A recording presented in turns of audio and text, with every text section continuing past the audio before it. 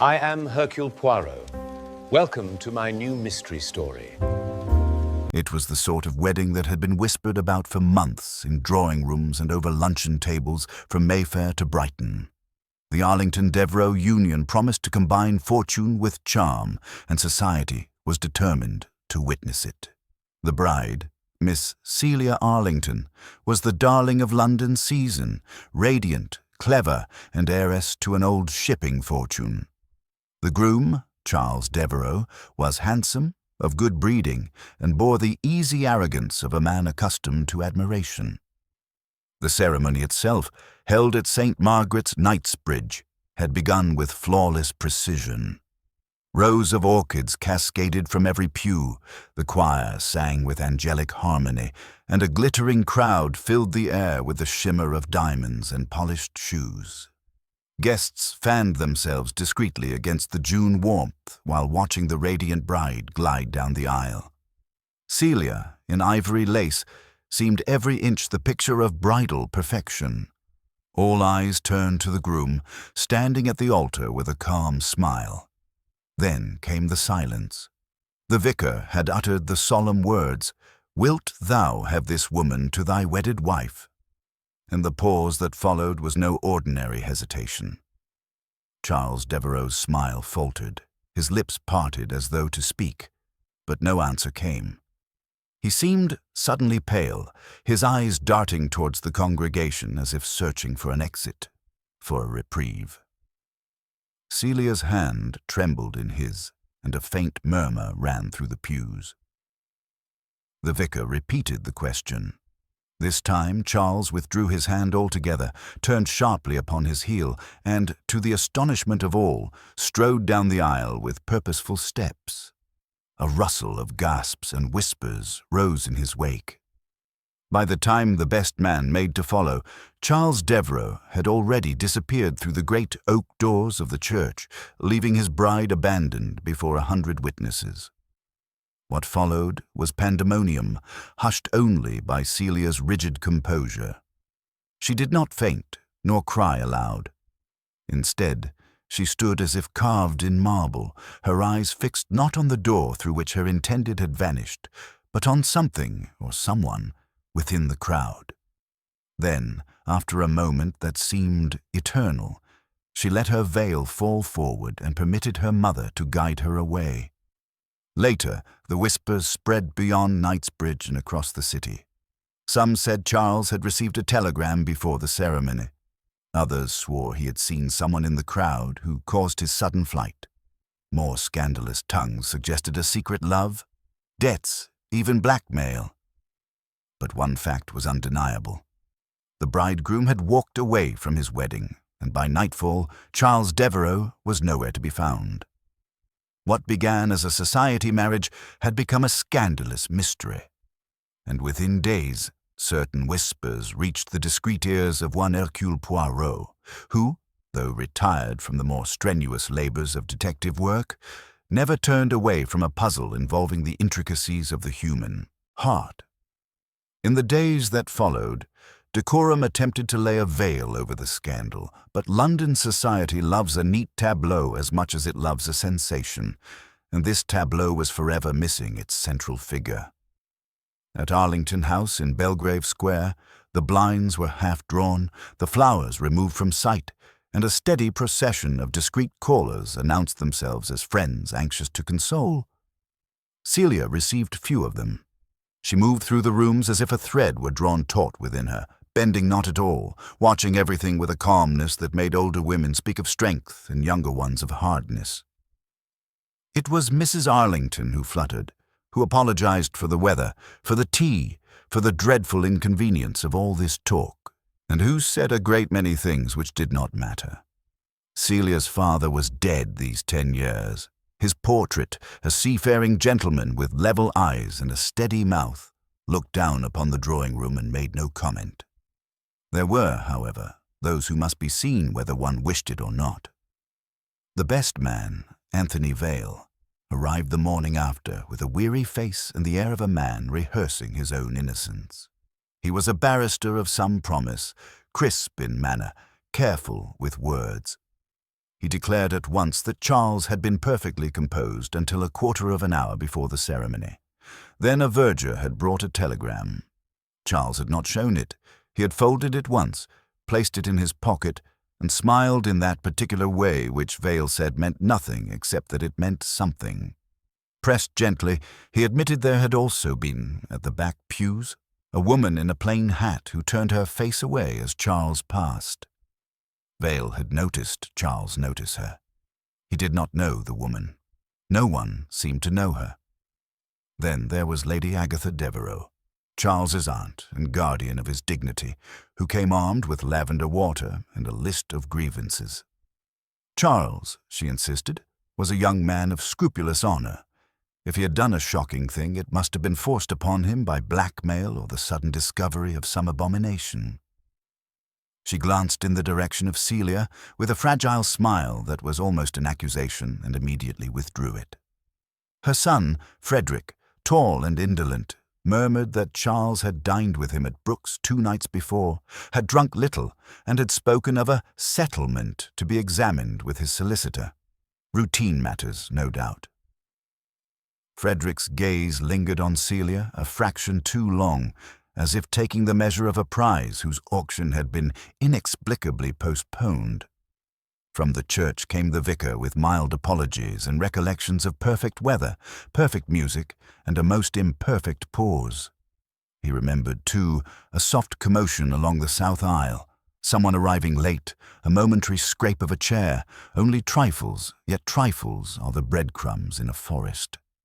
He had sent the verger to discourage any further intrusions, and afterward, after the departure, the verger reported that the great oak doors had been unlatched from within, though they were usually secured. It was, said the vicar, an oddity. Celia listened without interruption, and when people had done speaking, she asked very small, very pointed questions that seemed to pierce their recollections and bring back a fresh morsel each time. Did Charles look frightened or merely resolved? Was his hand cold, or did he withdraw it as if the touch itself had burned? Had he ever spoken of the sea? The last question she addressed to no one and to everyone. It hung between her and the portrait above the mantel. Anthony Vale replied that Charles did not care for boats, that he became ill on the Isle of Wight ferry, and Lady Agatha added that no Devereux man had ever been a sailor. They had their adventures on land, and that was quite sufficient. By the second day, murmurs began to settle into shapes. There was a name that recurred in the mouths of those who spoke cautiously: Beatrice Loring. She had been, 6 months earlier, a sculptor's model of unusual beauty and uncertain prospects, and she had known Charles in some social manner which everyone thought innocent until innocence was no longer convenient. No one had seen her lately. A maid who had once worked in Charles's rooms whispered that a letter with Miss Loring's initials had been placed in the grate, only half burnt. A jealous woman, a desperate woman, a woman who would not be silent. These were hypotheses that required no proof to become popular. On the third morning, when the clock in the hall had just struck 11, a small man with an egg-shaped head and moustaches arranged like a precise equation presented himself at Arlington House. He had not come to call. He had come to order. The butler, impressed in spite of himself, announced him with correctness: Monsieur Hercule Poirot. Mrs. Arlington fluttered more than ever. Celia lifted her eyes and, for the first time since the church, permitted herself the ghost of a smile that did not reach her mouth. Poirot bowed to the portrait, to the ladies, to the room itself, as if acknowledging that order had been insulted here and must be appeased. "I come, mademoiselle," he said to Celia, "because the human heart is not a telegram, and yet it can, in a moment, be so treated. We shall not permit it. You will tell me, if you please, the exact second when you knew he would go." Celia did not hesitate. "When he looked over my shoulder," she said. "Not at the doors, at someone behind me." "Ah," murmured Poirot, and his eyes warmed. "And you, being very brave, did not turn?" "I thought if I did I should scream," said Celia. He sat, angled a chair with great care, and began the smallest of interrogations, not with the drama of the police, but with the delicacy of a watchmaker.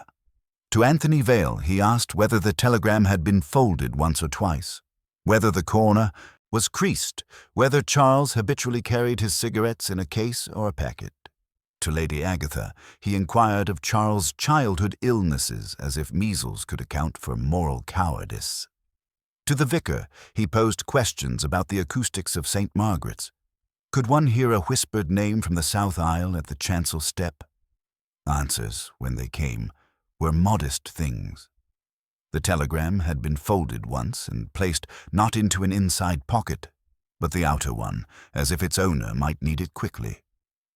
Charles used a silver case.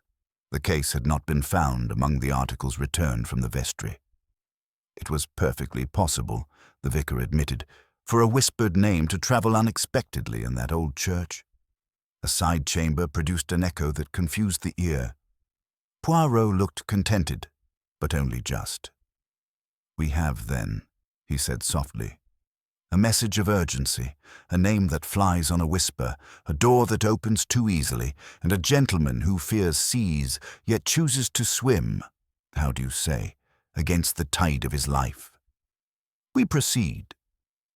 There is the unknown woman in the plain hat, there is Mademoiselle Loring who is not seen, and there is one more person we have not yet looked at with the eyes that see." "Who?" asked Mrs. Arlington, wide-eyed. "The bride," Poirot replied, and inclined his head to Celia, "but with her permission only. For the present we ask, instead of the money, the settlements, the arrangements, because it is with such dullness that passions so often begin to move." Celia's hands tightened, but she nodded. "The documents," she said, "were with Mr. Rook, the family solicitor. There had been one point on which Charles had insisted the week before, the matter of a trust for a person unnamed. She did not know to whom it referred." Poirot rose, his manner suddenly brisk. "Bon, we shall call upon Mr. Rook, and, mademoiselle, if I may, do not remove the wedding dress from its box. Leave it where it lies. It has, I think, one more service to perform." The journey to Mr. Rook's chambers was undertaken with an air of quiet inevitability. Poirot, seated with his small frame perfectly balanced, fingers interlaced upon his lap, appeared less as a man in transit than a figure contemplating an intricate puzzle.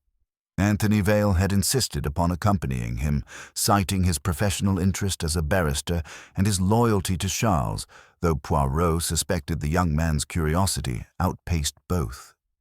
They passed through the bustling streets where news of the vanished bridegroom was whispered at every tea-counter and shouted by the newsboys who needed no confirmation before inventing dramatic headlines. Poirot's eyes lingered on these reports with mild disdain, yet he tucked the knowledge away. For in every exaggeration, he knew, there sometimes lay the germ of a forgotten truth. Mr. Rook's office was a chamber of dust and oak, lined with law books bound in fading calfskin. The solicitor himself was a man in late middle years, neat in his attire but harried in his manner, as though every document on his desk weighed twice what it should. He greeted Poirot with cautious civility, aware that this foreigner with his impeccable moustaches had already acquired a reputation for unraveling the untidy affairs of respectable families. Poirot wasted no time with courtesy beyond the necessary. He asked first for the settlements prepared for the marriage and examined them with the eye of one who delights in order. The figures were generous, the trusts properly arranged, but there was indeed one clause that stood apart like a stray thread in an otherwise perfect tapestry. Charles Devereux had required that a certain sum, considerable though not ruinous, be set aside in trust for the benefit of a beneficiary unnamed to be disclosed only after the ceremony. Mr. Rook admitted he had been uneasy but could not refuse the instruction. Charles had been insistent, and such matters were not without precedent. "And the bride?" Poirot inquired softly. "She was told." Mr. Rook hesitated. Miss Arlington was made aware only that there was a trust. She asked no questions as to its purpose, and I thought it wise not to agitate her before her wedding day. In any case, the name had not been furnished. I was told it would come in due course. Vale interjected quickly, perhaps too quickly, that such settlements could be for any reason. An old servant, a charitable inclination, even a ward of whom Charles had some responsibility. Poirot inclined his head, but made no comment. His silence was more eloquent than Vale's protest. Then Poirot asked to see the telegram that had been delivered to the groom before the ceremony. Mr. Rook shook his head with regret. No copy had been retained. The verger had merely conveyed it, and Charles had kept it. The disappearance of that slip of paper weighed more heavily on Poirot's mind than any missing jewel could have done. Before departing, Poirot asked one final question that seemed, to Vale, entirely irrelevant. Monsieur Rook, tell me, in these days before the ceremony, was the groom punctual? The solicitor blinked. Yes, though only lately. In the past, Mr. Devereux had a reputation for arriving late at our appointments. Yet in this last fortnight, he was always 5 minutes early. Poirot smiled, faintly, as though a number had been added to an unseen column. He thanked the solicitor with grave politeness, and left. Outside, in the grey light of afternoon, Vale could no longer restrain himself. Surely you do not attach importance to trifles such as punctuality when the man himself is missing, perhaps in danger. Mon cher, Poirot replied gently, it is always the trifles. The human heart, it changes its rhythm when it conceals something. One alters one's habits not because one is careless, but because one is careful. To become suddenly punctual, eh bien, it suggests not leisure, but the fear of losing time. They returned to Arlington House, where Poirot requested a quiet word with Celia. She received him in the smaller morning room, where the curtains admitted a gentler light and the scent of roses lingered faintly from a vase. She wore no black, no mourning veil, only a gown of pale green that set off the firmness of her bearing. Poirot studied her face with a scrutiny that was polite but inescapable. "Miss Arlington," he said, "you were asked to believe your bridegroom honorable, and yet he left you at the altar. Tell me, did you truly not inquire about this trust in his settlement?" Celia looked at him steadily. "I did not. My father's wealth was mine to share, but I never pretended to understand the machinery of finance. If Charles wished a trust, I accepted that. Love, Monsieur Poirot, requires some faith." "Faith, yes," Poirot murmured, "but also clarity. You did not think, perhaps, that such a trust might be for another woman?" The faintest flicker passed across her eyes, but she answered calmly, "I thought of it, and I chose not to ask. If he had a past, I was marrying his future." Poirot inclined his head in respect. "It is bravely said. Yet, mademoiselle, I ask you this. When he looked behind you in the church, you did not turn. But did you see the reflection, perhaps in the polished marble, the gleam of a jewel, a shadow upon the floor?" Celia hesitated. "I saw a movement. The veil caught it. A hand lifted, quickly withdrawn. I cannot say if it belonged to man or woman." Poirot leaned back, his eyes alight. "Voilà. A hand. Not a face, not a voice, but a gesture. It is always the smallest gesture that betrays the soul." As the evening closed in, Poirot began his quiet cataloguing of facts. There was a telegram whose message had compelled a flight. There was a trust prepared for a beneficiary unnamed. There was a woman in a plain hat, a sculptor's model once known to Charles. And there was a bride whose silence was as eloquent as any accusation.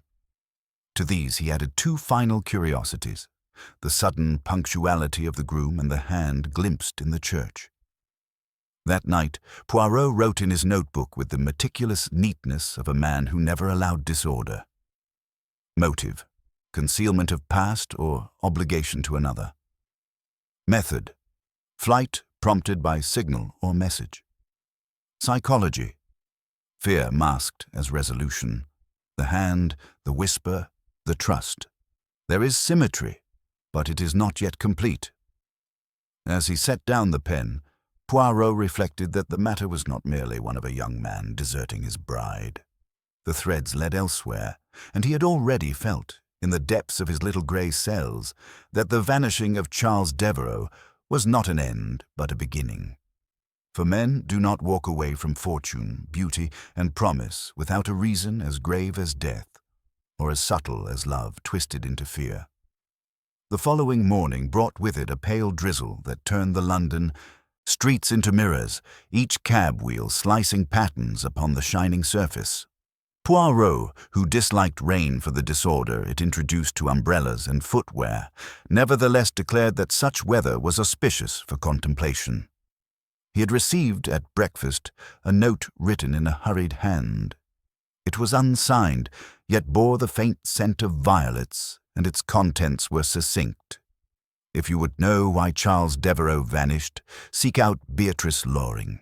But take care, the truth is not so simple as it seems. Poirot folded the note with deliberate care, as though preserving not only its words but its perfume, and slipped it into his pocket. Anthony Vale, who had been awaiting news as a man awaits a verdict, came promptly at 9, his face tight with unease. When Poirot showed him the note, Vale gave a short laugh, devoid of humour. "So now the mysterious Miss Loring is to be dragged into it. I'd feared as much. The police will seize upon this like hungry hounds. If she cannot be found, it will be assumed she lured him away." Poirot regarded him mildly. "But she can be found, mon ami. People do not vanish as easily as they suppose. London is vast, yes, but it is orderly, and there are always those who see. The question is not whether she can be found, but why she must be found by me, and not by the police." It was Hastings, newly arrived from the country, who accompanied Poirot that day, having hurried up to London at the first whisper of a mystery involving his old friend. His honest English astonishment at the idea of a bridegroom fleeing his own wedding added to Poirot's satisfaction. Hastings provided, as always, a foil for Poirot's subtler thoughts. Together they set out for Chelsea, where the sculptors, painters, and models of less conventional means often lodged. They found Beatrice Loring's last address in a shabby street that smelt of damp stone and turpentine. The landlady, a suspicious woman with arms folded beneath a stained apron, declared that Miss Loring had vacated her rooms 2 weeks past. She had left no forwarding address, only a single trunk, too heavy to be moved without assistance, and a promise to return for it within the month. The trunk was still there, locked, and the landlady eyed it as one might a bomb. Poirot examined it with his usual delicacy, running a finger across the brass fittings. "We shall not open it by violence," he said, as Hastings shifted restlessly. "The contents will declare themselves in their own time. But mark this, Hastings. A woman does not abandon all her possessions without reason, and if she has reason, it is connected with our vanished bridegroom." A neighbour, eager to gossip, volunteered that Miss Loring had received a gentleman caller more than once. A tall man, dark-haired, who smoked incessantly and carried himself with the assurance of one accustomed to command. When shown a photograph of Charles Devereux, she shook her head. No, it was not him. This gentleman was older, sterner. He had given money, she thought, and the girl had wept after his visits.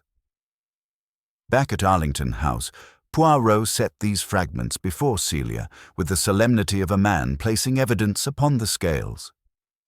Celia listened with perfect composure, though her lips whitened as she pressed them together. "Then she has returned," she said at last. "Beatrice Loring. I wondered if she would. Charles told me once, only once, that there was someone in his past. A mistake, he called it. I chose not to ask her name." Mrs. Arlington, who hovered nearby, uttered a cry of indignation. "It is outrageous, Celia, that you should be dragged into sordid matters. If this woman has ruined everything, she should be exposed at once." But Poirot silenced her with a raised hand. "Non, madame. We expose nothing until the pattern is complete. We must understand not only what is done, but why it is done. For to act without the why is to mistake shadow for substance. That evening Poirot paid a discreet call upon Lady Agatha Devereux. The grand old lady received him with stiff courtesy in her drawing-room, where every cushion had been plumped to military precision. He asked her, as though idly, whether Charles had corresponded with anyone outside the family in the weeks before the wedding. Lady Agatha, after a hesitation, admitted that a letter had come addressed in a hand unknown, which Charles had thrust into his pocket without comment. She remembered, too, that he had destroyed it almost at once, feeding it into the fire with a determined expression. Poirot nodded, as though confirming an already established truth. It was not, perhaps, written upon violet-scented paper. Lady Agatha started. Why, yes. How did you know? Poirot's smile was enigmatic. Because, madame, I too have received such a note, and I think, perhaps, I have smelled the same perfume. When he returned later to his small flat, Hastings pressed him for an explanation. Do you mean to say, Poirot, that this Beatrice Loring has been directing matters from the shadows? That she sent Charles some dreadful ultimatum on his wedding day? Poirot shook his head gently. No, my friend. You leap like a hound after the first scent. Consider instead the psychology. A man does not abandon wealth and beauty for a threat alone. He abandons it if his heart is divided between two allegiances. There is, I think, a secret, not of shame, but of duty. And that duty is entangled with Mademoiselle Loring. Hastings frowned. But where is Charles now? Poirot spread his hands. That, mon cher, is the question that waits for the answer, but of this I am certain. Charles Devereux did not vanish alone. Somewhere in this city, he and Mademoiselle Loring's fate are joined, and when we discover the nature of that union, we shall also discover who raised the hand in the church, who whispered his name, and why he was compelled to flee. The rain had ceased by the time Hastings took his leave, but Poirot remained by the window long after, gazing at the glistening cobbles. In his pocket lay the violet-scented note, folded with the precision of one who keeps order in chaos. He touched it lightly, as though communing with the unseen hand that had penned it, and murmured to himself, We are being invited, mon ami Charles. Invited to see what lies behind the veil, and when Hercule Poirot is invited, he does not decline. The following day dawned with a brittle clarity. The streets washed clean of the previous night's rain, the air sharp and carrying with it a certain promise. Poirot rose earlier than usual, already absorbed in the sequence of events that now revolved like the cogs of an intricate watch. He breakfasted sparingly, sipped his chocolate with measured patience, and by 8:30 he was on his way to meet Hastings, who had insisted that they pursue the trail of Beatrice Loring with greater urgency.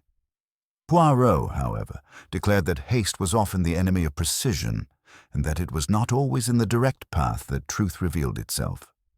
It was therefore with deliberate calm that they returned to the street in Chelsea where Beatrice had lodged.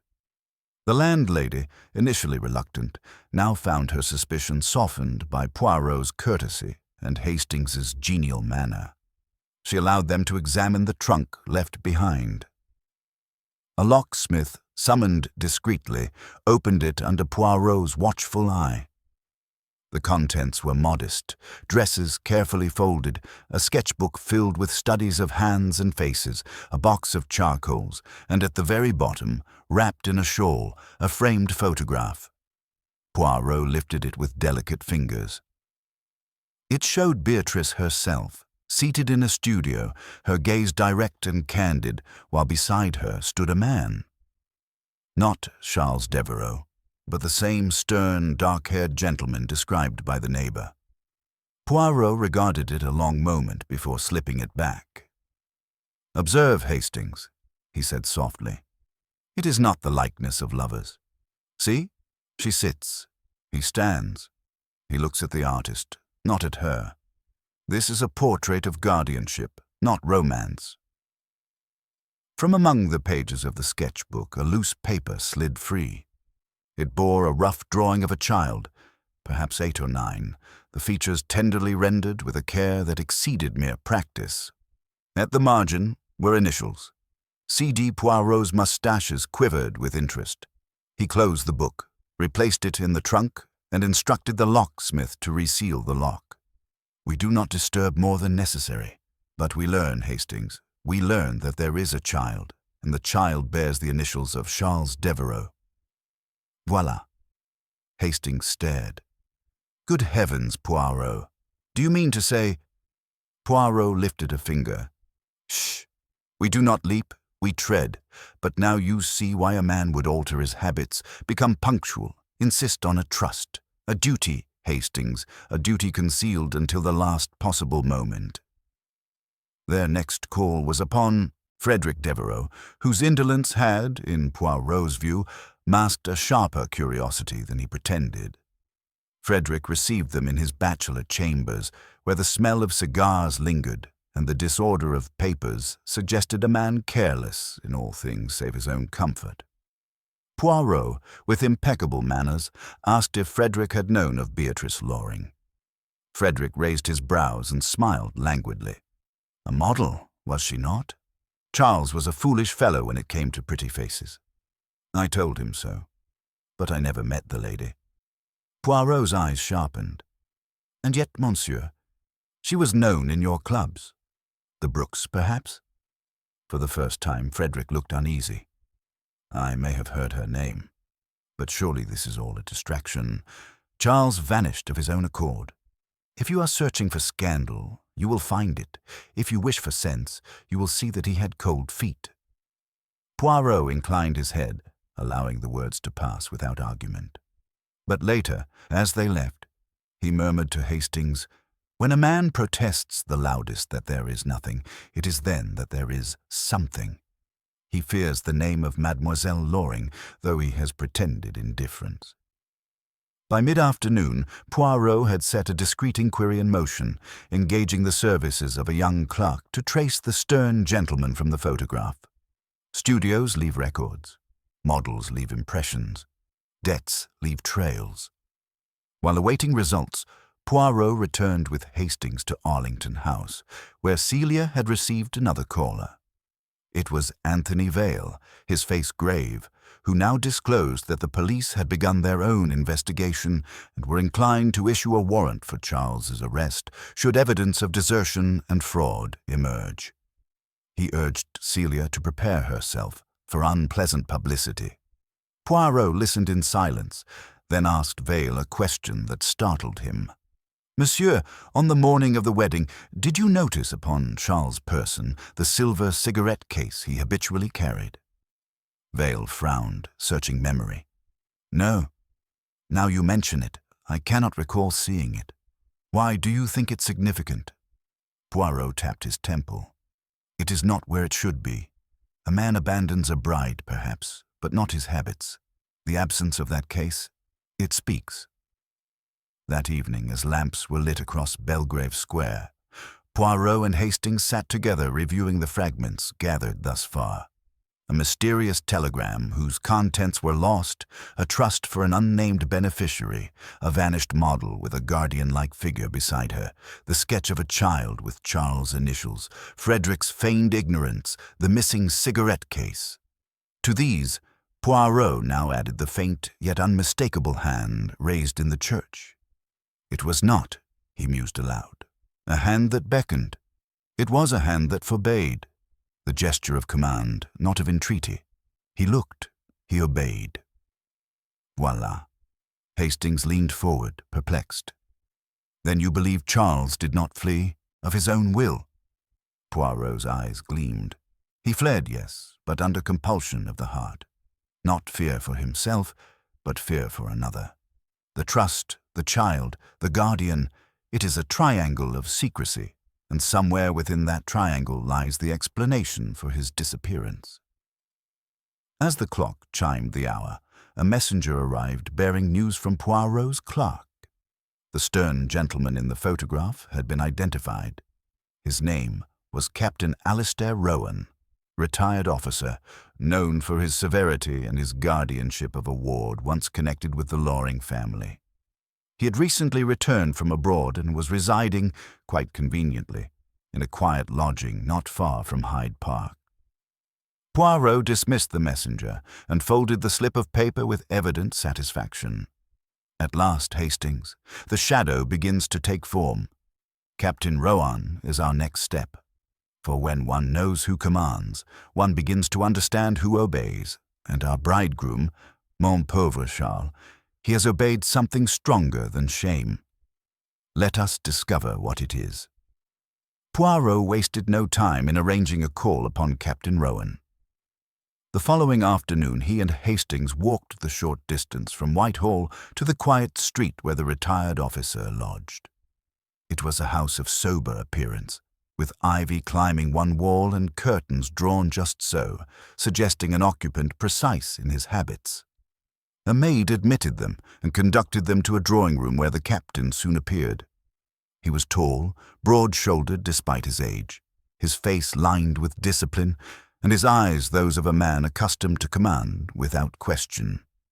His manner towards Poirot was civil but guarded, as though already calculating the reason for this visit. Poirot bowed courteously, seating himself after ensuring his chair was aligned at the correct angle. "Captain Rowan, I thank you for receiving us. We come because your name has appeared like a thread in a tapestry which concerns Monsieur Charles Devereux. You know, perhaps, of his disappearance." Rowan's jaw tightened. "All London knows of it. I fail to see how it concerns me." "Eh bien, it concerns you because you were seen in the company of Mademoiselle Beatrice Loring, and she too has vanished." For a long moment the captain said nothing. His hands, large and weathered, gripped the head of his cane. Finally he spoke, his voice controlled. "Miss Loring was my ward. Her father, an old comrade, died leaving her in my care. She has had difficulties, poor girl, and I did my best to keep her from the snares of poverty. But she is headstrong. I had no knowledge she was missing. If she is gone, I must find her." Poirot inclined his head, his eyes sharp. "And the child, Captain? The sketch in her book with the initials C.D., that too you know nothing of?" Rowan looked startled, then angry. "You have rifled through her things. That was not meant for strangers' eyes. The child is her sister's, long dead, and the initials are a coincidence. I will not have Beatrice's name dragged into this scandal." Hastings shifted uneasily, but Poirot remained unruffled. "You are a soldier, Captain. You know that coincidences, like ambushes, are rarely accidental. If you wish to protect your ward, you must tell me the truth. What hold does she or you have upon Monsieur Devereux?" Rowan's silence spoke more than denial could have. His lips pressed tight, his eyes fixed on the fire. At last he said, "If Charles has disappeared, he has his reasons. Perhaps he will explain them when he chooses. Until then, I can say no more." When they had taken their leave, Hastings muttered furiously that Rowan knew everything and refused to share it. Poirot merely tapped his temple with one finger. "Patience, mon ami. The captain's silence is not empty, it is heavy with obligation. He fears to betray a confidence, but that is good. It tells us there is something to betray." We advance. That evening, Poirot returned alone to Arlington House. Celia was in the library, a book open before her, though her eyes had clearly not moved along the page for some time. Poirot stood before her with quiet gravity. "Mademoiselle, there is something you must hear. The man called Captain Rowan. He is connected with Beatrice Loring, and through her, with your missing bridegroom. He is not your enemy, I think. He is rather a guardian, and he shields a truth that Charles wished to keep hidden until after the wedding." Celia closed the book gently. "Then it is true. Another woman." Poirot's moustaches bristled. "No, mademoiselle, it is not so simple. There may be affection, yes, but it is not the affection of betrayal. I believe it is a matter of responsibility, perhaps of a child. Do not leap to conclusions of dishonor. Charles is not dishonorable." She looked at him searchingly. "You speak as if you knew him better than I, yet he left me before the altar." Poirot bowed his head. "He left not you, but the moment." He obeyed a command stronger than his will. Someone signaled him, a hand raised, a whisper carried. He saw, he obeyed. That is not cowardice, but compulsion. Her voice trembled. "And if that compulsion binds him forever, what then, Monsieur Poirot?" Poirot spread his hands gently. "Then at least you will know, and knowledge, though it wounds, is better than the endless torment of doubt." Later, in his own rooms, Poirot arranged his thoughts. He wrote in his notebook, "Captain Rowan, guardian, secretive. Beatrice, missing, sketch of child, initials C.D. Charles, punctual, anxious, compelled. Frederick, fearful of scandal, perhaps jealous. Vale, loyal but nervous. Celia, brave, silent, observant." He paused, tapped the page, and underlined twice the words, "the hand." That single gesture haunted him. It was not Beatrice's hand, he thought, but another's, someone present in the church who knew precisely when to strike. At that moment, a knock came at his door. It was Hastings, breathless with news. "Poirot, I've just had word from a friend at Scotland Yard. They've found Charles's cigarette case. It was discovered in the Thames embankment near Westminster Pier, empty of cigarettes, but inside a folded scrap of violet paper." Poirot rose at once, eyes gleaming. "Violet paper, Hastings. Then our circle closes. The telegram, the note, the perfume, it is all the same hand. The hand that summoned Charles away, the hand that forbade his vows, the hand that even now hides him from sight. We are near, mon ami. Very near. Tomorrow we shall go to the embankment. There, I think, we shall find the first true clue that no one else has seen." Hastings stared. "You mean—" Poirot nodded gravely. "I mean that Charles Devereux may not merely have vanished. He may have been led, step by step, into a snare of the most delicate design, and we must untangle it before another act of tragedy occurs."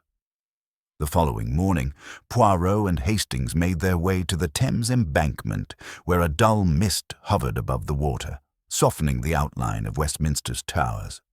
The constable on duty led them to a bench beneath a lamp-post where the discovery had been made. From there, the grey river lapped sluggishly, and the air carried the sour scent of damp stone. Poirot bent, examining the ground with a delicacy that made the constable glance at Hastings with a faint grin. Yet Poirot paid no heed. He was noting, with infinite care, the placement of footprints in the dirt, the indentation on the wooden bench, even the way the scrap of violet paper had been folded before being sealed within the cigarette case. The scrap itself had been secured in an evidence envelope, which Poirot now examined with reverence. It bore only 4 words, written in an angular hand. "Do not take the vow." Poirot's eyes glowed with satisfaction. "You see, Hastings, it was not indecision, not cowardice, but instruction. He was told what to do, and he obeyed." Hastings frowned. But why throw away the case? He valued it. "Precisely," murmured Poirot. "It was not thrown, it was left. A signal, perhaps, or a token deliberately discarded. We must ask ourselves, was it Charles who left it, or the hand that controls him?" Poirot's gaze swept the embankment. He noted the sight lines, the view of St. Margaret's not far away, the ease with which a man could vanish into the fog after a brief meeting. He straightened briskly, thanked the constable, and announced they would call immediately upon Scotland Yard. Inspector Miller received them, his manner brisk and faintly antagonistic. "Monsieur Poirot, your theories are clever, no doubt, but we deal in facts. Fact, Devereux deserted his bride. Fact, the cigarette case is found near the river, with a note instructing him to do so. It proves collusion, not compulsion." Poirot wagged a finger gently. "Non, non. It proves only that there is a writer of notes who feared the marriage. Collusion, perhaps, but not desertion from choice. If Charles wished to escape, why the settlements? Why the punctuality? He was preparing for a life, not an escape. Miller dismissed this with a shrug. Hastings bristled, but Poirot remained serenely unshaken. As they departed, he said softly, "The police see the surface. I look beneath. The psychology, Hastings, always the psychology. Who wishes to prevent a marriage? One who loses by it. We must consider who gains most from Charles's absence." That afternoon, Poirot requested a private word with Frederick Devereux. The young man, surprised but obliging, met them in the smoking room of his club. Poirot, without preamble, laid the violet note before him. Frederick's hand trembled almost imperceptibly as he read it. "This is preposterous," he muttered. "Anyone might have written it." "Ah, but not anyone," Poirot countered softly. "This handwriting, it is familiar, is it not? You have seen it before."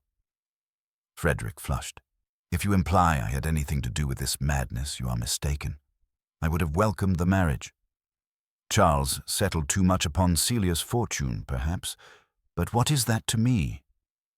"Eh bien," Poirot replied, "it is everything to you? If Charles were no longer to marry, the family wealth remains with your branch. Forgive me, but motives are not erased by a shrug." Frederick rose abruptly, declaring he would not sit to be insulted, and stalked away. Hastings whispered that Poirot had gone too far, but Poirot merely smiled. "Mon ami, when a man flees a conversation, it is as telling as when he flees a bride. He fears the truth will catch him." That evening, Poirot received unexpected news. Captain Rowan had called, requesting a meeting. They received him in Poirot's rooms, where the captain's stern demeanor was cracked by urgency. "Miss Loring has written to me," he said, producing a letter. "It arrived this morning. She begs me not to seek her, but says Charles is with her, and that all will soon be explained. She insists that no harm has come to him." Poirot took the letter, inhaling its faint trace of violets. He studied the hand minutely. It is the same writer as the note in the cigarette case, yet now she claims authorship. Interesting, very interesting. Why would she reveal herself so openly after hiding so long? Rowan's face darkened. "I fear she has been coerced into it. Or worse, that she believes she protects him by weaving more lies." When he had gone, Hastings shook his head in bewilderment. "Poirot, I confess I'm utterly lost. If Beatrice is with Charles, why conceal him? If she loves him, why wait until the wedding day to act?" Poirot leaned back, fingers steepled. "Because, Hastings, the motive is not love alone. There is money, duty, reputation, all intertwined. But most of all, there is fear. Someone feared what the marriage would reveal. And so they acted at the very last moment when discovery was imminent." He paused, eyes narrowing. "The child, Hastings. Do not forget the child. If it exists, then all else falls into place. Charles' haste, his secrecy, the trust in the settlements, it was for protection, not betrayal. But whose child, and why must it be hidden?" As the clock chimed midnight, Poirot rose abruptly. "Tomorrow we must speak again with Miss Arlington. She knows more than she admits. Her silence is deliberate. And I think, perhaps, she saw more than a hand in that church. She saw the truth, but does not yet realize it." Hastings, weary yet intrigued, asked what he meant. Poirot merely smiled, eyes gleaming with the satisfaction of a hunter close to his quarry. "Patience, mon ami. The little grey cells are arranging themselves. Soon we shall invite them all into one room, and then, the picture will be complete." Poirot arrived at Arlington House the next morning with Hastings in tow, both men admitted by a butler whose expression betrayed the strain of a household under constant scrutiny. The newspapers had already begun to speculate with an appetite for scandal, and the name of Celia Arlington was on the lips of those who measured society by its gossip columns. Celia herself received them in the morning room, calm as ever, her pale composure making her appear statuesque against the gilded frames of her ancestors. Poirot bowed, offered her a glance of grave courtesy, and seated himself with precision before speaking. "Mademoiselle, forgive this intrusion. Yet matters advance, and I must ask you to recall with the utmost honesty what you observed in the church. You told me once you saw a hand, yes? But perhaps you saw more than you allowed yourself to admit. It is important, très important." Celia hesitated, her eyes falling to the carpet, then lifting again with quiet resolve. "There was something, Monsieur Poirot. When Charles looked past me, I sensed not merely a hand raised, but a signal, deliberate, meant for him alone. And yes, when the veil shifted, I glimpsed a ring, a man's ring, heavy, with a dark stone. I had seen it once before." Poirot leaned forward. "And where, mademoiselle?" "In Frederick's possession," she said softly. "He wore it at dinner not long before the wedding. A garnet set in gold, square and unmistakable. I did not wish to believe it, so I told myself I had seen nothing. But now you compel me to be precise." Hastings exclaimed, but Poirot raised a hand for silence, his eyes narrowing. "So, it was not Beatrice who signaled, but Monsieur Frederick. That changes everything. It means Charles obeyed not the call of a woman, but the command of his cousin. And yet why would he obey? What power has Frederick over him?" Celia clasped her hands tightly. "If Frederick forced him away, then Charles is in danger." Poirot shook his head. "No, mademoiselle. Not danger of death, at least not yet. It is danger of exposure, of scandal. Frederick knew something Charles feared to reveal, something linked perhaps to the trust, the child, the mysterious Beatrice. You see the symmetry? Always. There is one who compels and one who obeys. Frederick compels, but the question remains, what did he threaten to expose?" They left her with gentle assurances, though Hastings whispered indignantly as they returned to the cab. "Poirot, this is monstrous. Do you suppose Frederick forged those notes in Beatrice's name to frighten Charles away?" Poirot smiled faintly. "A possibility, mon ami, but not certain. The handwriting, the violet scent. It is consistent, and yet it could be imitated. What matters is not who wrote, but who benefited. And who benefits most if Charles does not marry Celia? Always we return to Frederick. Yet I am not content. There is more, a hidden element we have not touched." That hidden element stirred to the surface sooner than expected. Late that afternoon, Captain Rowan called again, this time with agitation uncharacteristic of his military bearing. "Monsieur Poirot, Miss Loring has been found, not by me but by the police. They received word of a woman fitting her description at a lodging near Pimlico. She has been questioned and released, but she refuses to speak of Charles. I beg you, see her. She will not confide in me, but she might in you." Poirot wasted no time. Accompanied by Hastings, he followed Rowan to a modest building where Beatrice awaited them. She was pale, beautiful in a fragile way, and her eyes darted with nervous energy. When Poirot bowed, she regarded him with a mixture of defiance and fear. "You have no right to pursue me," she said at once. "Charles is safe. That is all you need know." Poirot's voice was gentle but insistent. "Mademoiselle, forgive me. But that is not all. A bride waits abandoned. A family trembles, and whispers of dishonor spread like poison. If Charles is safe, why conceal him? Why these notes, these signals in the church?" She looked away. "I cannot speak." "Cannot, or will not?" Poirot asked softly. "Perhaps it is because you protect a child, one whose sketch I have seen among your things." Her breath caught, and she turned sharply. "You have no right." But Poirot pressed on, eyes keen. "The child, mademoiselle, is Charles's, is it not? That is the truth he feared to reveal. Tears filled her eyes, and she whispered, "Not mine, not his sister's. She died abroad years ago, leaving her boy to my care. Charles promised to provide for him. That is why he created the trust, but Frederick discovered it. He threatened to expose the boy as Charles's own unless Charles abandoned Celia. He said he would ruin her name by making her the bride of a man who had fathered a child in secret." Hastings muttered in horror, but Poirot only nodded, his expression grave. "Alors, it is as I thought. A duty, not a betrayal." And Charles, unwilling to ruin the woman he loved, obeyed the signal and fled. Beatrice buried her face in her hands. He came to me after the wedding. I begged him to fight, to tell the truth. But he said honor demanded silence. He will not return until Frederick is silenced or until Celia herself releases him. Poirot placed a hand gently on hers. "Mademoiselle, courage. You have told me what I must know. Now the pattern is complete. Tomorrow I shall bring them all together, the bride, the cousin, the guardian, the ward. In one room the truth will be revealed, and then, at last, the little grey cells will rest."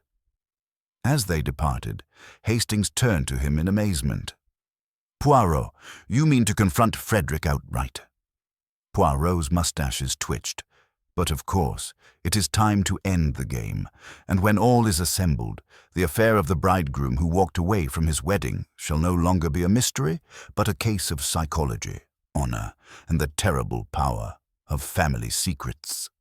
The following afternoon, the drawing room at Arlington House was arranged with a formality that belied the undercurrents of tension it contained.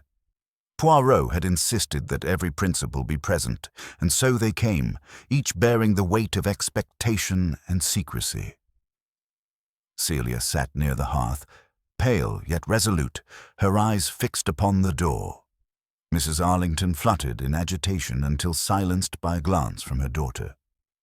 Anthony Vale arrived with the strained dignity of a man who feared the law might intrude at any moment.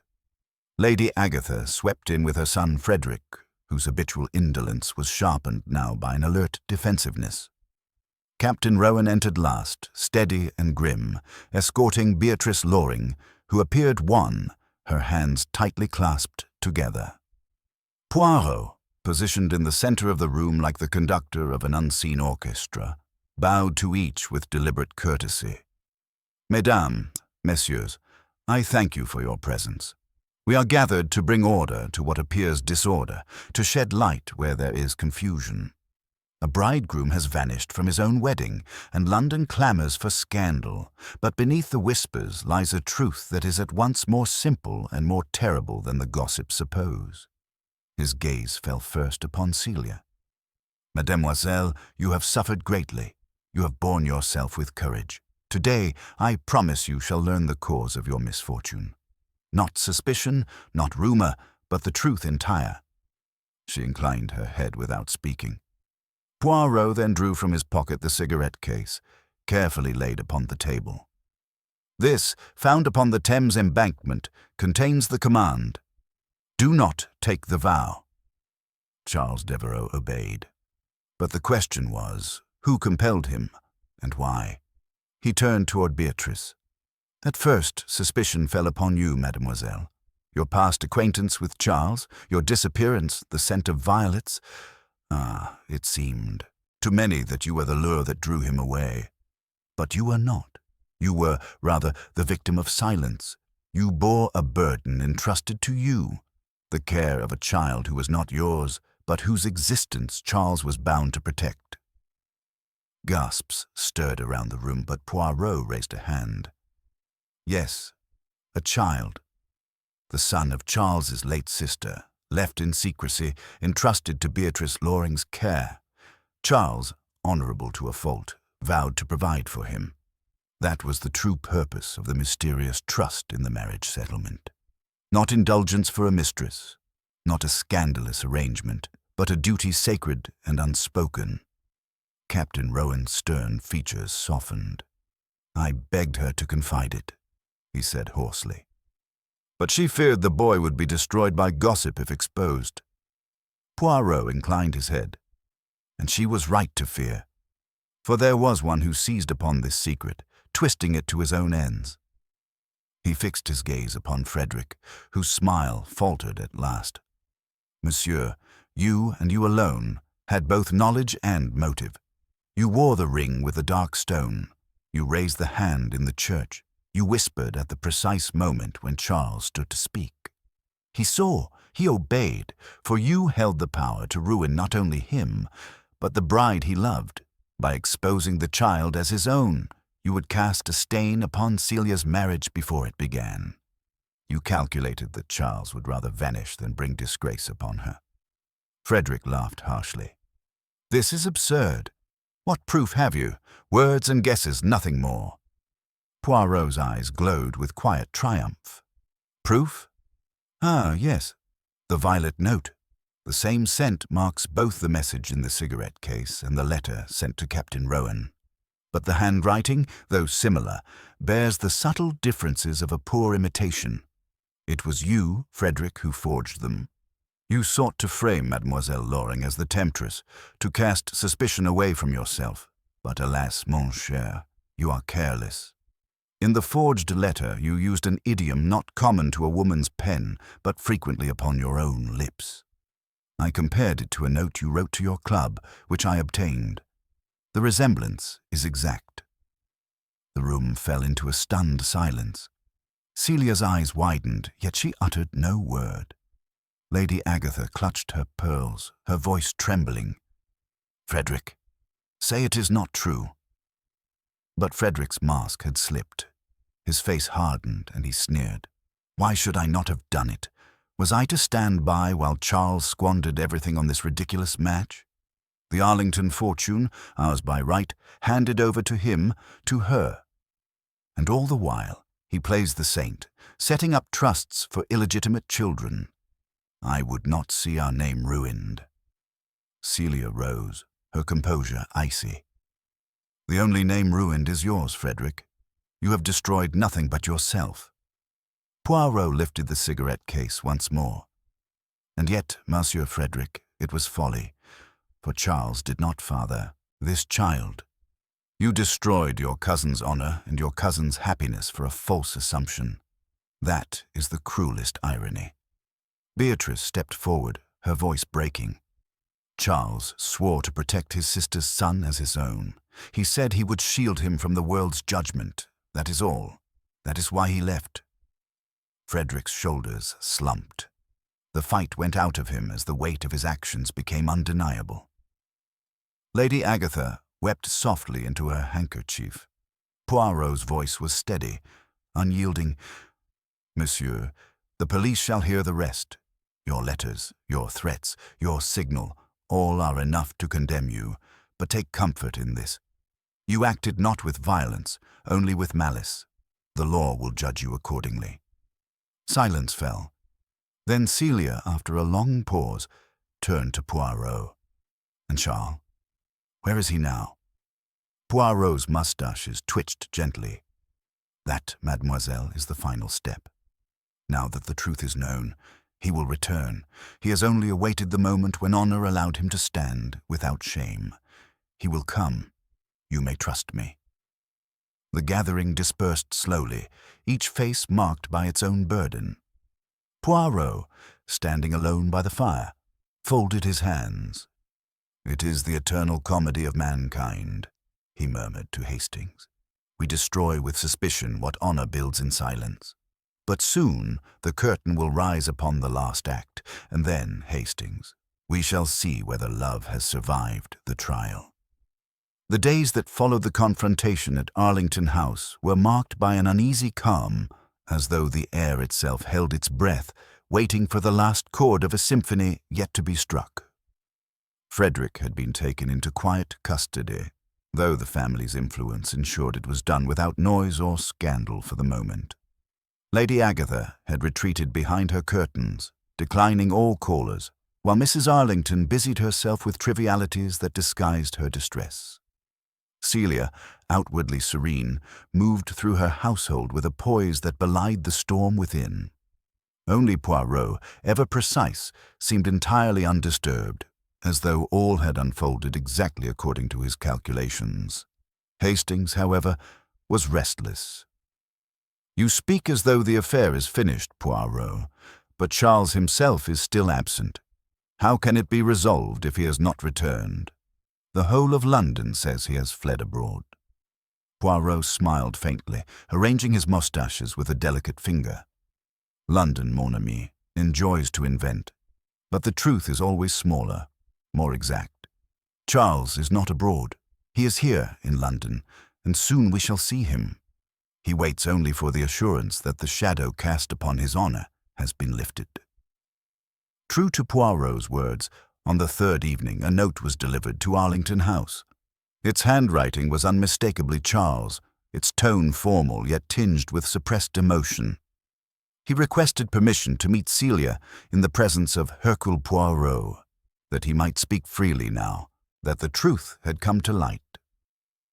The meeting was arranged for the following day at a discreet town-house lent by Captain Rowan, whose loyalty to both Beatrice and the absent groom made him an apt host.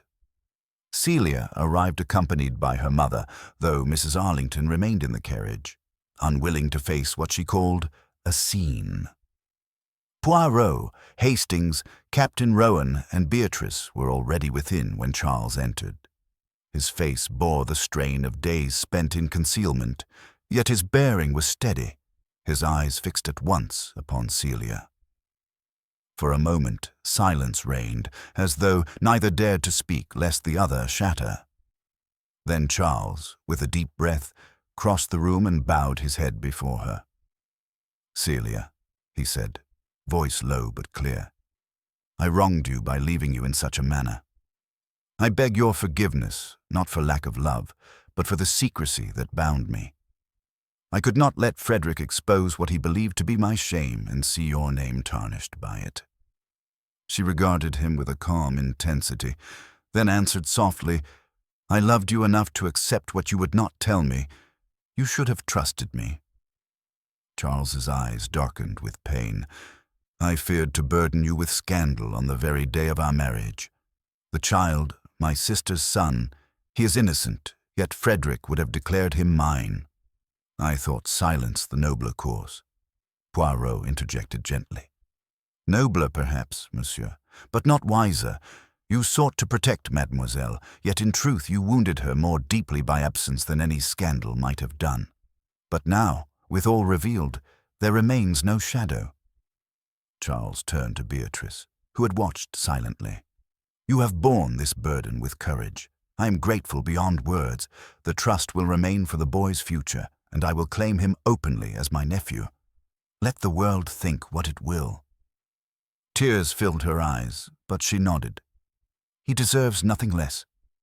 Celia, after a long pause, stepped forward. "If you will be honest henceforth, Charles, I am ready to stand by you. The world may talk, but truth will silence it in time." It was a moment of quiet reconciliation, broken only by Hastings clearing his throat in emotion. Poirot's gaze softened, though he could not resist a final observation. "You see, my friends, how delicate is the balance of human hearts. One gesture, one whisper, one concealment, and lives are overturned. Yet order, once lost, may be restored if reason and courage prevail." Captain Rowan, grave as ever, pledged his continued guardianship of Beatrice and the child, while Vale, arriving belatedly, offered his congratulations with evident relief that scandal had been averted. Lady Agatha sent no word, though rumor whispered that she had taken to her bed in indignation at her son's disgrace. Within a fortnight, society had turned its gaze elsewhere. The engagement of another heiress provided a new topic, and the affair of the vanished bridegroom became one of those tales retold in drawing-rooms with relish, each version embroidered with fresh inventions. The truth, known only to a few, was guarded with discretion. The marriage of Celia Arlington and Charles Devereux was solemnized quietly in the country, attended by close friends and family who understood its gravity. There were no orchids cascading from pews, no glittering throngs, but rather an atmosphere of dignity, as if those present recognized that vows once interrupted must now be spoken with deeper sincerity. Poirot, seated modestly at the back, observed with satisfaction. When at last the words were spoken without hesitation, when the silence that had once been filled with scandal was now filled with completion, he allowed himself a small smile. Hastings beside him whispered, "Well, Poirot, you have done it again, though I swear I shall never understand how you saw through Frederick from the start." Poirot replied with a twinkle, "It was not from the start, mon ami. It was from the moment I heard of the hand, for psychology tells us much. A lover beckons, a conspirator hides, but a cousin who envies and commands. Ah, he raises the hand that forbids. It was as clear to me as the symmetry of a perfect equation." As the newly married couple emerged from the church, sunlight piercing through the clouds, Celia caught Poirot's eye and offered the faintest smile of gratitude. He inclined his head, content that order had been restored. Later, over supper, Poirot reflected aloud to Hastings, "It is curious, is it not? The English speak often of honor, yet they misunderstand it. To conceal the truth is not honor, it is pride. True honor lies in the courage to face truth openly. Charles has learned this lesson dearly, and Mademoiselle Celia too. They will be happy, I think, though not with the easy happiness of fairy tales, but with the tested happiness of those who have survived trial." Hastings lifted his glass. "To tested happiness, then, and to you, Poirot, for unraveling what no one else could." Poirot raised his own with precision. "To the little grey cells, Hastings. They have labored well, and now they rest." And with that, the affair of the bridegroom who walked away from his wedding passed into the quiet annals of Poirot's triumphs, remembered not for scandal but for the truth that order, once disturbed, had been restored by the mind of the little Belgian who understood so well the mysteries of the human heart. The weeks that followed the quiet wedding seemed to close the curtain gently on the tumult that had shaken so many lives. Charles and Celia retreated into the countryside, where whispers could not reach them, and where the boy, his sister's orphaned son, was promised a secure and honorable future. Beatrice, freed at last from the weight of secrecy, resumed her work with a steadier heart, while Captain Rowan, satisfied his ward had not been abandoned, stood sentinel over her with renewed devotion. Frederick, disgraced, found his world contracting swiftly. Stripped of society's indulgence, he withdrew into obscurity, his name spoken only as a cautionary tale of envy's poison. Lady Agatha, proud but wounded, never forgave the exposure, yet in time even she learned silence was less painful than bitterness. Hastings, recounting the case in later months, would shake his head in wonder at how it had all unfolded. "You know, Poirot," he said more than once, "it was not the telegram, or the settlements, or even the perfume that solved it. It was the way you looked at that hand in the church. To me it was nothing. To you it was everything." Poirot, always modest in manner, if not in word, would smile faintly and stroke his moustaches. "But of course, mon ami, the psychology, the gesture, the smallest clue. It is always there, waiting. One must only have the order in the mind to perceive it. All the great crimes, they are built not on violence alone, but on the frailties of the human heart, envy, pride, fear. Frederick had no pistol, no knife. He had only a hand and a whisper. Yet with them he changed lives. That is the power of psychology." And then, with a twinkle, he would add, "But happily, the little grey cells are stronger than whispers." Thus the affair of the bridegroom who walked away from his wedding was laid to rest. Its memory lived on not as a scandal, but as proof of how love, honor, and reason can endure the shadows cast by deception. And for Hercule Poirot, it was another victory, not over crime alone, but over the mysteries of the human soul, solved not with force, but with the brilliance of order and the delicate precision of the mind.